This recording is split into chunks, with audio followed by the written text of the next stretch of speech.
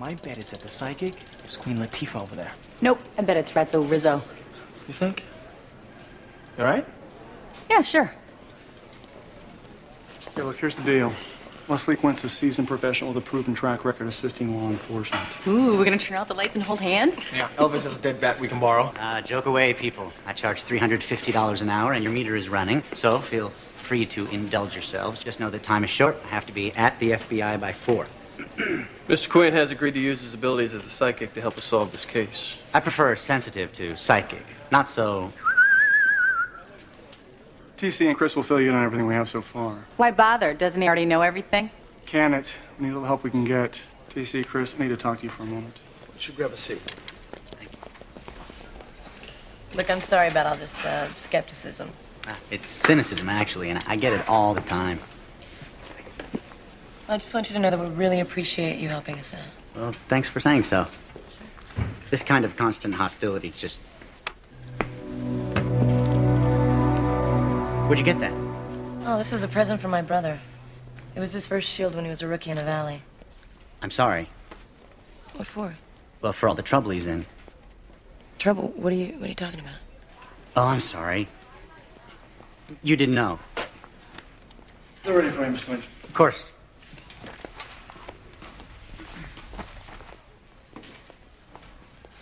TC, why don't you take Mr. Quint through what we know about the case so far? Don't bother. I'm a sensitive, not Sherlock Holmes. Officer Calloway, you mentioned something about an object. May I see it? Yeah, it's right there. Doesn't have any prints on it. Not till now.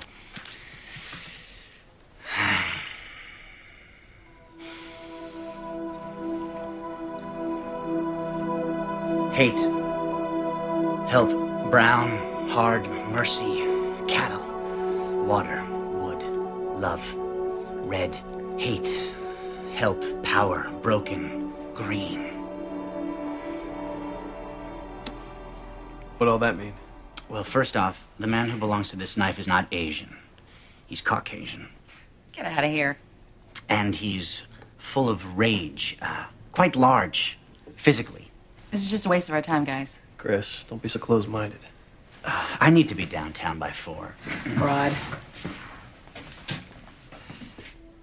Something else. The man has a deformity or a limp. Something of that nature. Oh, and you. You should see your dentist. Immediately.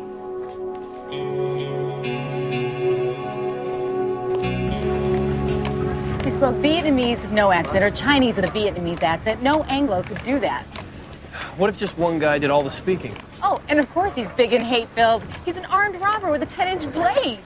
What about the limp? There's no way that he could have known about the limp. Suppose one of them is Anglo, and suppose that he can get that Ranger knife secondhand. Oh, so you're saying he's a vet? Yeah, who did a tour in Vietnam. He understands these immigrants. He knows that they don't trust banks or cops, and he's carrying a grudge against them. I don't know. I think you're casting your net pretty far out there, TC. Chris, at least I have a line in the water.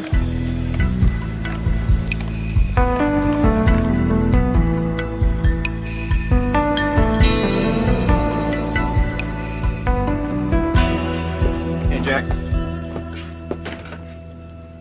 Where's Marlon? He's below finishing the count. You're letting him do the count? If I tell Marlon to give it to nuns, you say, yes, sir, you got it. No, I know. Marlon's been with you since he was 12. You two have been through Nam, hell, and... Shut up!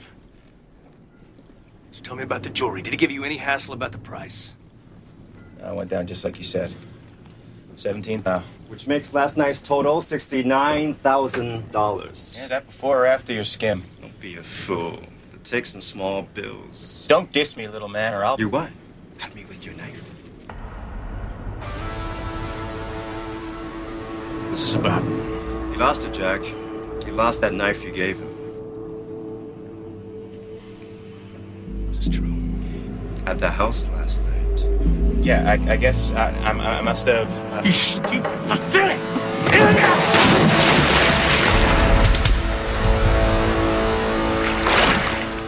Next time I'll tie an anchor around your neck! Get out of my sight!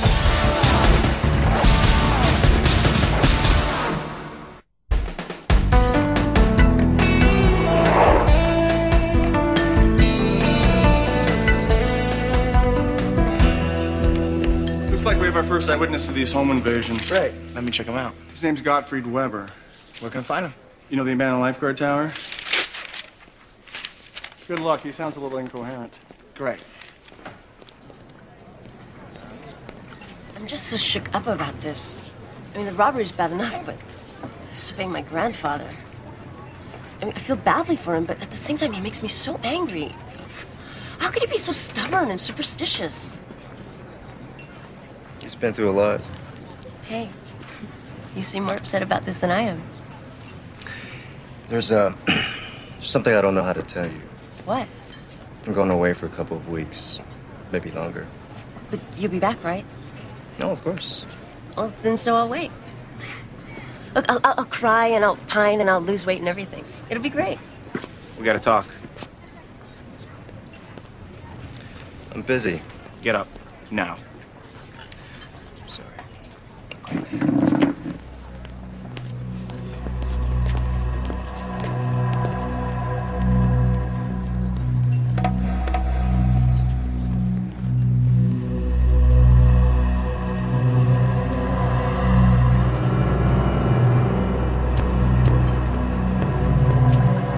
are you doing with her? It's none of your concern. Oh, you bet it is. You were supposed to use her, find out about them, and dump her. My orders from you. Yeah, you're right, you don't. You take him from the great Major Jack, don't you? Well, how do you think he's gonna like this, huh?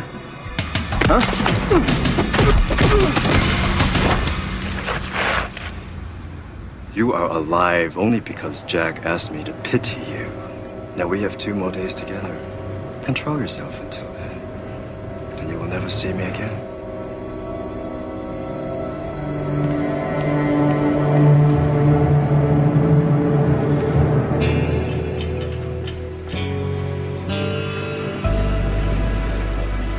Weber. That's Weber. Gottfried Weber. Okay, Mr. Weber. I'm Officer Del Toro from the Pacific Blue Unit. Can I ask you a few questions? You were in the vicinity of 1718 Palm Lane last night about 10:15, right? Yeah. And you reported seeing what? Bicycles. Fantastic bicycles. They moved without pedaling. So these were motorcycles?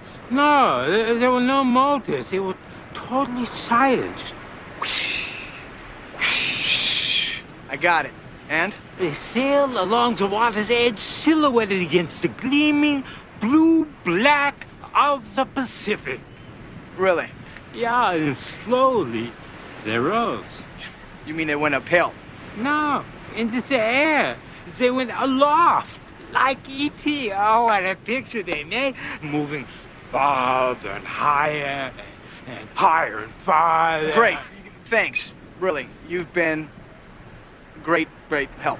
They see you in court, officer. And how is that? Understand.